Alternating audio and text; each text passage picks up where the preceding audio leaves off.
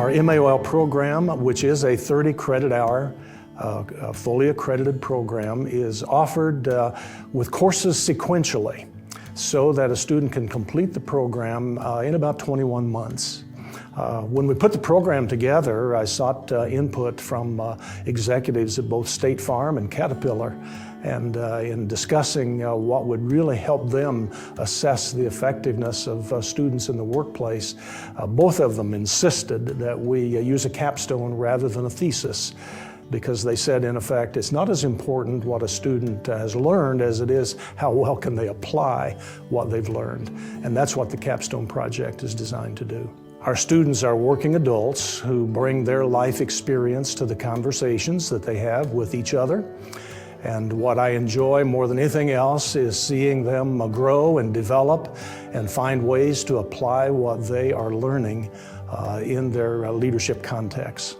Since we developed the MA in Organizational Leadership almost 15 years ago, we've had nearly 250 graduates, and they are serving in various leadership roles in education, in finance, in ministry, in not-for-profit work, and most recently, even one elected to the Illinois State Senate. We've had students from Japan and China, Ghana and India, students from the Bahamas and Hawaii and all across the continental United States. And it's exciting to see them become a community online as they do this work together as a cohort of students. It's our hope that every student that graduates from our program will be able to engage more meaningfully in their leadership context and demonstrate the skills of servant leadership effectively in that workplace. Yeah, so once I graduated from Lincoln Christian University with my undergraduate degree, I went full-time at Inner City Mission, which is a small homeless shelter in Springfield, Illinois that houses women and children. I felt inadequate to do that job, and so this degree program really fit perfectly into the roles I was going to fill.